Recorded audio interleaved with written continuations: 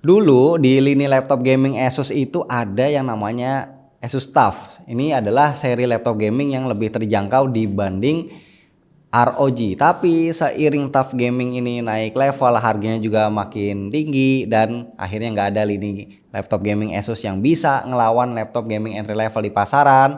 Akhirnya tahun ini Asus ngeluarin line up baru laptop gaming mereka. So please welcome, ini dia Asus Gaming Series.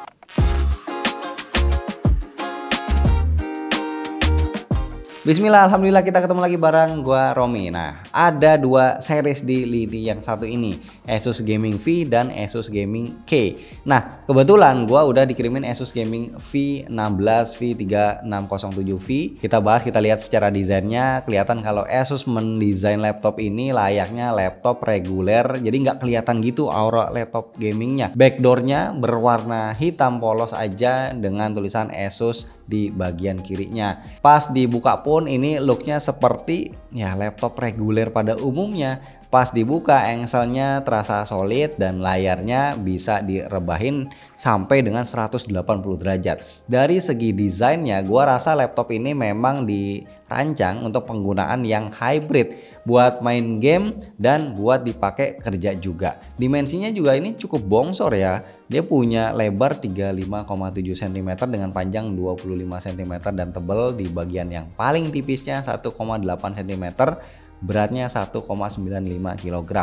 Dari dimensinya udah ketahuan kalau laptop ini bukan laptop yang enak buat dibawa-bawa, apalagi dipakai untuk kerja mobilitas tinggi. Sayangnya Asus nggak infoin material bodinya ini dari apa. Bodinya ini terasa licin waktu kita bawa dengan tangan kosong dan tentunya sudah tersertifikasi standar militer 810H. Untuk I/O portnya di sebelah kanan ada port charger, bentuk chargernya ini baru ya. Terus ada HDMI 2.1, FRL, 1 USB Type-C 3.2 Gen 1 yang support untuk display dan power delivery. Terus ada 3,5 mm combo jack audio dan di kanan ada 1 USB-A 3.2 Gen 1. Overall untuk bodinya ini kelihatan sangat desain dan proper, materialnya terasa solid waktu gua pegang-pegang.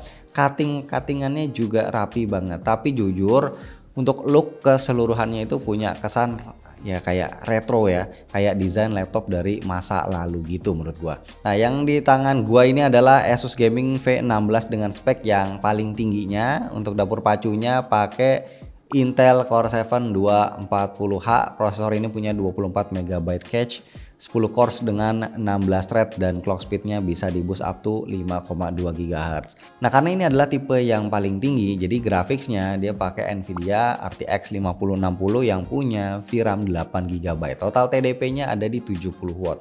RAM-nya dual slot 12 GB DDR5 dan storage-nya 512 GB, M2, NVMe, PCIe 4.0, Wi-Fi-nya 6.0, Bluetooth-nya 5.3 dan OS-nya udah pakai Windows 11 Home Edition. Gua coba running beberapa benchmark dari 3D Mark di Speedway. Ini benchmark untuk performa ray tracing ya. Laptop ini overall score dapat 2371. Terus di Steelnomad dapat overall score 2090 dan di TimeSpy overall skornya 9819 dengan graphic score 9547 dan CPU skornya 11709. Gua running juga untuk storage benchmarknya, dapat skornya di 2010. Terus di Crystal Disk Mark storage-nya punya sequence speed untuk read di 6,7 Gbps dan write-nya di 3,6 Gbps. Di PC Mark 10 berhasil dapetin skor 6645 dengan skor terbesarnya ada di Essential, Productivity dan Digital Content Creation. Terakhir di Geekbench 6 berhasil dapetin skor single core di 2364 dan multicore 11417. Gue juga running grafik benchmarknya di API OpenCL dapat 99.392 dan API Vulkan 14.956 poin. Lanjut buat main game Dota 2, ini masih aman banget pastinya. Di settingan best looking frame rate-nya ada di 92 sampai 101 fps. Selama main game ini nggak kerasa ada nge-lag, jadi pokoknya smooth banget ya. Ya intinya geli-geli lah buat laptop ini. Terus laptop ini juga resmi bekerja sama dengan Genshin Impact. Jadi game kedua yang gue coba ya pasti Genshin Impact. Dengan settingan serba mentok kanan bisa ngasih frame rate 60 fps rata sepanjang gua mainin game ini. Selama permainan juga itu lancar semua, nggak ada lag atau frame drop atau patah-patah. Buat main game Black Myth Wukong, nah ini yang lumayan berat ya, udah mantap juga. Di settingan sinematik, settingan yang paling tingginya frame rate-nya dapat 102 sampai 135 fps, bahkan pas lawan big boss frame rate-nya nggak pernah kurang dari 100 fps. Pas main juga smooth banget, nggak ada lag, frame atau motion blur yang patah.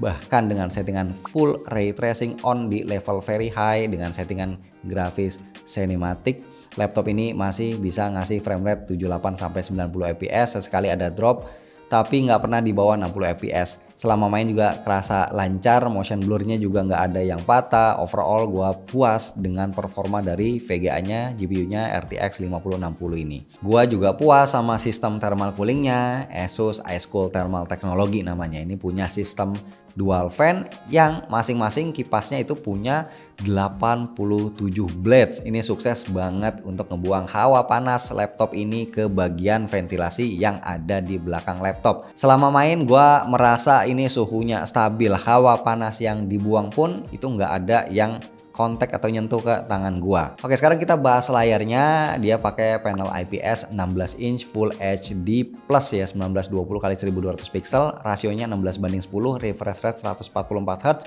peak brightness 400 nit dan udah pakai coating anti glare. Kalau kita lihat bezelnya ini cukup tipis ya. Ya jelas layarnya ini punya screen to body ratio di 89%.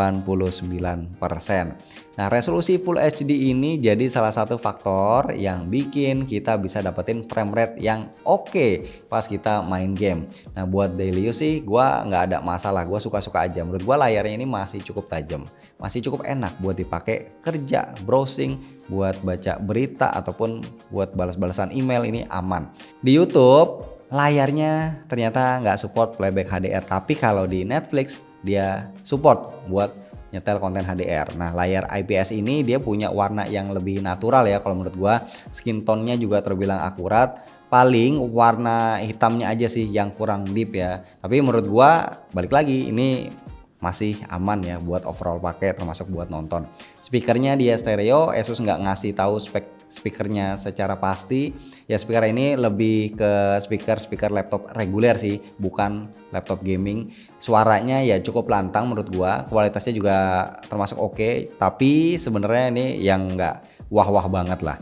Nah, dari awal gua bilang ini laptop adalah laptop hybrid, malah beberapa bagian dibuat kayak layaknya laptop buat kerja, kayak touchpadnya ini ya, ini gede, pakai banget buat kita pakai daily, scroll itu enak banget ya. Tombolnya juga clicky banget, touchpadnya ini menurut gua juara.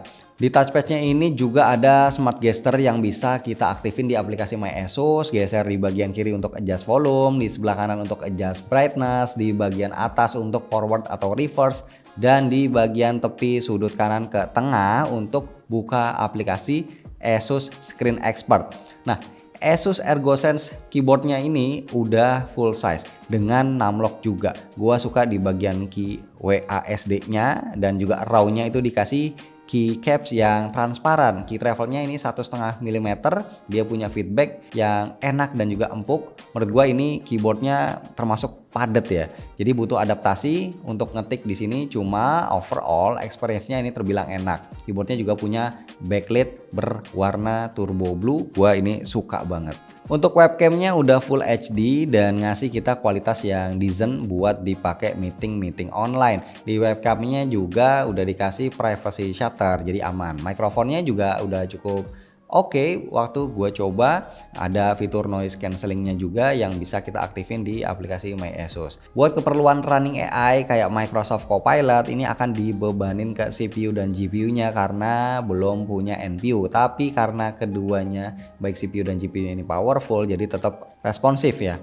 Termasuk cepat, bahkan kadang ini terbilang instan. Untuk baterai kapasitasnya 63 watt hour yang selama gua pakai untuk kerja kayak nulis skrip, browsing dan balas-balasin email, baterainya ini bisa bertahan selama 4 jam. Kita juga dapetin batok charger 150 watt yang ukurannya nggak kecil, tapi ya ini masih cukup ringkas lah. Kesimpulannya, ini adalah jawaban untuk laptop gaming terjangkau dari Asus ya. Brand laptop dengan market share terbanyak di Indonesia ya, wajib ngeluarin lah yang harganya miring kayak gini. So Asus Gaming V16 ini bipolar menurut gua. Dia laptop yang diperuntukkan untuk gaming tapi di dalam sebuah rangka laptop yang desainnya ini kelihatannya kayak laptop biasa, kayak laptop kerja. Tapi gua rasa Asus memang sengaja ngebuat seperti ini karena tujuannya membuat sebuah laptop yang palu gada, yang bisa segalanya, bisa dipakai untuk kerja, bisa untuk main game juga, untuk multimedia, dan gua rasa Asus berhasil mendeliver experience kayak gitu di Asus Gaming V16 ini.